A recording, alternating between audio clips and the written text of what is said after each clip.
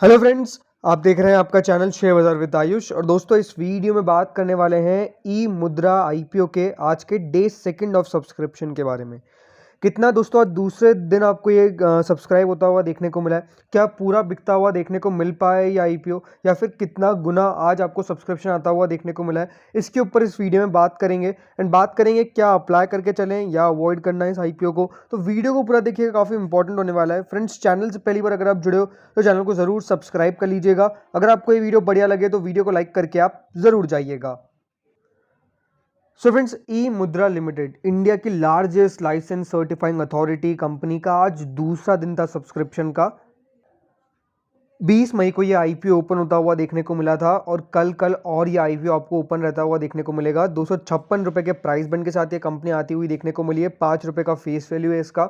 Issue अगर आप देखेंगे तो ज़्यादा बड़ा नहीं है, 412 करोड़ का ही दिखता है। इसमें से भी कुछ पोर्शन एंकर इन्वेस्टर्स ले गए और बाकी का जो बचा हुआ पोर्शन है वो क्यूआईबीज एनआईआईज रिटेल और यहाँ पर आपको भरते हुए देखने को मिलेंगे। आईपीओ का जो लॉट साइज रखा गया है वो करीबन 58 रुपीज़ पर शेयर का रखता हुआ देखने को मिला है।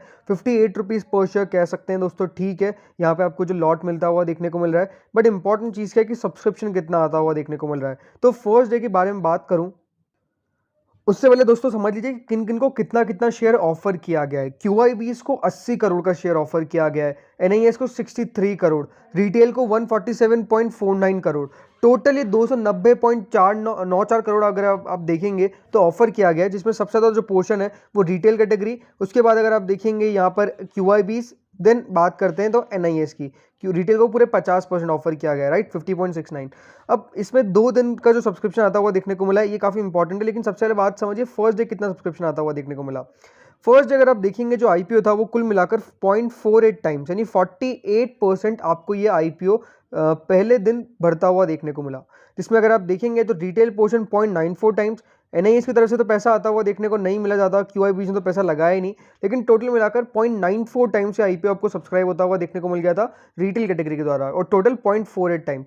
दूसरे दिन अगर आप देखेंगे तो एग्जैक्ट जितना सब्सक्रिप्शन यहाँ पे आता हुआ देखने को मिला था फर्स्ट डे को, उतना ही आज भी आता हुआ देखने को मिला है, यानी 0.48 टाइम्स और यानी 48% और सब्सक्राइब हो गया।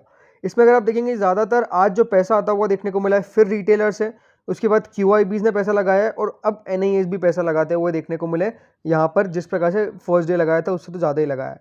तो टोटल मिलाकर ये 0.96 टाइम्स यानी 96% आपको ये आईपीओ दूसरे दिन जाकर भरता हुआ देखने को मिल गया है। अब सबसे इंपॉर्टेंट क्वेश्चन आता है कि पैसा आ क्यों नहीं रहा है। अब याद रखिएगा ये जो कंपनी आपको आती हुई देखने को मिली है, कंपनी सॉलिड है, ये बात आप याद रखिएगा। कंपनी बहुत सॉलिड है, कंपनी के अंदर कहीं से कहीं तक कोई दिक्कत नहीं है, कंपनी बहुत शानदार है। बट बात आती है वही वैल्यूएशंस पे कि किस प्रकार के वैल्यूएशंस पे ये आपको ऑफर होती हुई देखने को मिल रही है। सबसे पहली बात तो इसका हमारे मार्केट के अंदर कोई कंपटीशन नहीं है। ये जो डिजिटल सिग्नेचर वाली चीज़ें होती है ये आपको डेफिनेटली सीडीएसएल करता हुआ देखने को मिलता है, बट वो सिर्फ अगर आप देखेंगे स्टॉक मार्केट रिलेटेड है। ये जो काम करते हैं ये ऑल ओवर हर जगह जो भी चीज़ होती है वहाँ पर काम करते हैं। दूसरी बात क्या है कि इनके पास अगर आप देखेंगे तो साफ साफ एक्सपीरियंसिबल मैनेजमेंट है, इसमें कोई डाउट नहीं है। और कस्टमर्स भी अगर आप देखेंगे कंपनी के जो थे वो, अगर आप बहुत बड़े बड़े देखिए यहाँ पे इंस्टीट्यूशंस थे, एप्पल, एडोबी, यहाँ पे ये इतने बड़े बड़े, माइक्रोसॉफ्ट, इतनी नामचीन कंपनी दोस्तों याद रखिएगा आपको इनके क्लाइंट बेस में आती हुई देखने को मिलती है। उनके लिए इन्होंने अपने सॉफ्टवेयर कह सकते हैं कि देखिए बनाए, प्रोग्राम्स बनाए। कह सकते हैं कि कंपनी इसलिए करूँ कि बहुत बढ़िया है। लेकिन यही बात आती है कि जिस पी के वैल्यूएशन पे ये कंपनी आपको पैसा मांगती हुई नजर आ रही है वो डेफिनेटली देखिए इतना ज़्यादा सस्ता नहीं है। सीडीएसएल भी जब आया था तो उन्होंने सही प्राइस बैंड रखा था, बट अब इंपॉर्टेंट चीज़ क्या है कि जो प्राइस बैंड पे ये लाते हुए देखने को मिल रहा है, अगर यहाँ से 40 रुपये भी और नीचे आ जाता, सपोज 200 रुपये के आसपास भी आता, तो फिर यहाँ से लिस्टिंग गेन के चांसेस बहुत थे। बट क्योंकि 256 रुपये के प्राइस बैंड पे लाती हुई देखने को मिल रही है। दूसरी बात है कि मार्केट में अनसर्टेनिटी है। अभी मार्केट बुल मार्केट होता तब तो मैं आपको कहता कि आग बन के करके लगा दीजिए, पैसा बन जाएगा, बट अभी वो सिनेरियो नहीं है ना। अभी सिनेरियो वो नहीं है, सिनेरियो पूरा चेंज होता हुआ देखने को मिल चुका है। और इसीलिए अभी मार्केट में आपको फूक फूक के कदम रखने, अगर आप पैसा डाल रहे हैं तो सोच समझ के आपको पैसा डालना पड़ेगा, ये बात आप सबको समझनी है। इसीलिए मैं कह रहा हूँ कि अगर आपका यहाँ पर इन्वेस्टमेंट का विचार है तो डेफिनेटली इस आईपीओ को सब्सक्राइब करिए। लेकिन अगर आप सिर्फ शॉर्ट टर्म में खेलते हैं, सिर्फ शॉर्ट टर्म का ध्यान रखते हैं, लॉन्ग टर्म के बारे में नहीं सोचते हैं ज़्यादा, तो डेफिनेटली इस आईपीओ को अवॉइड करें। अब मैं आपको कह रहा हूँ अवॉइड करने का मतलब, तो इसका मतलब क्या पक्का नीचे खुलेगा, तो ऐसा नहीं है, चांसेस है कि थोड़ा बहुत ऊपर खुल जाए, बट वो रिस्क है। अब वो रिस्क अगर आप ले सकते हैं तो डेफिनेटली, बिकॉज या तो 10% ऊपर या तो 10% नीचे, मुझे ये लगता है मार्केट में 256 रुपये का प्राइस बैंड है, तो यहाँ पे एक चांस बन जाता है, ठीक है। थोड़ा बहुत पैसा जो आता हुआ देखने को मिल रहा है QIPs NAS का, बिकॉज वो काफ़ी ज़्यादा सर्टेन है, बहुत ज़्यादा पैसा आता हुआ देखने को नहीं मिल रहा है, तो जो भी लगा रहे हैं, एंड क्योंकि इतना कम सब्सक्राइब होता है तो फिर उतार चढ़ाव आने में ज़्यादा टाइम नहीं लगता है। कोई भी देखिए अपने मन माफिक इसको थोड़ा सा घुमा सकता है पहले दिन। तो इसी हिसाब से मुझे लगता है कि यहाँ पर थोड़ा सा IPO को अगर आप लॉन्ग टर्म के व्यू से देखते हैं तो पैसा लगाइए, अगर आपका शॉर्ट टर्म का व्यू है तो डेफिनेटली अवॉइड करके चलिए। मार्केट में मौका मिलेगा इस कंपनी में पैसा लगाने का, अगर ये थोड़ी सी नीचे मिल जाती है तो। लेकिन अगर आपका लॉन्ग टर्म का पर्सपेक्टिव है तो अनडाउटेडली आपको मैं सलाह दूंगा कि इस IPO में अप्लाई करके चलिए।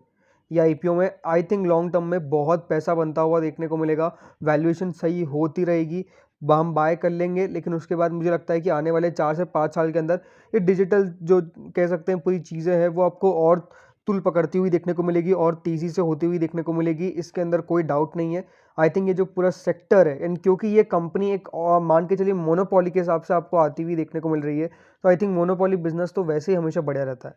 तो मोनोपोली तो अगर है तो डेफिनेटली इन्वेस्टमेंट पर्सपेक्टिव से तो मेरी सलाह तो यहाँ पर यही है कि अगर आपका इन्वेस्टमेंट पर्सपेक्टिव है तो लगा के चलिए, नहीं लगा के चलना है, अगर आपको सिर्फ शॉर्ट टर्म का व्यू है तो उस हिसाब से मैं आपको सलाह दूंगा कि अवॉइड करिए, क्योंकि मोनोपोली बिजनेस है। तो मोनोपोली बिजनेस आई थिंक मुझे बहुत ज़्यादा सही लगता है। मोनोपोली बिजनेस अगर अभी आप देखेंगे तो जिस प्रकार से पहले IRCTC चलता था, बहुत शानदार। अभी PVR आपको एक मोनोपोली होता हुआ देखने को मिल चुका है, वहाँ पर भी आपको मैं कह सकता हूँ कि इन्वेस्टमेंट करके चलिए। तो मोनोपोली बिजनेस तो इसमें कोई दर्द नहीं बनता है, कोई दिक्कत नहीं आती है, बिकॉज जो पूरा बिजनेस है वो इनके पास ही है। सो इस हिसाब से यहाँ पे सलाह दूंगा मैं आपको।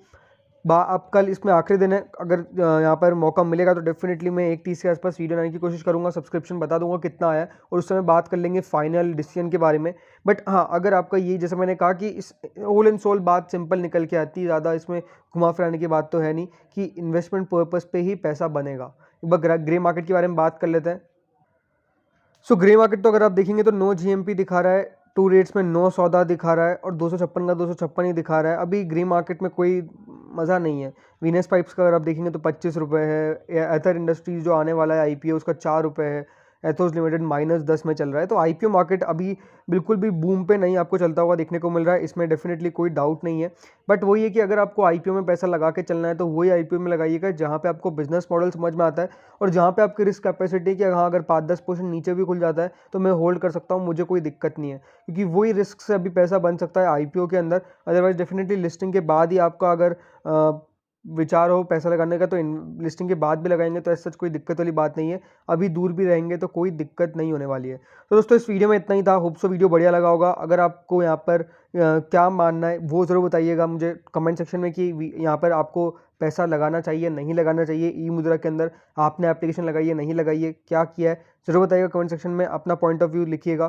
तो फ्रेंड्स इस वीडियो में इतना ही था, होप सो वीडियो पसंद आया होगा, अगर पसंद आया तो लाइक कर देना, चैनल से नए जुड़े सब्सक्राइब कर देना। Thank you friends for watching this video.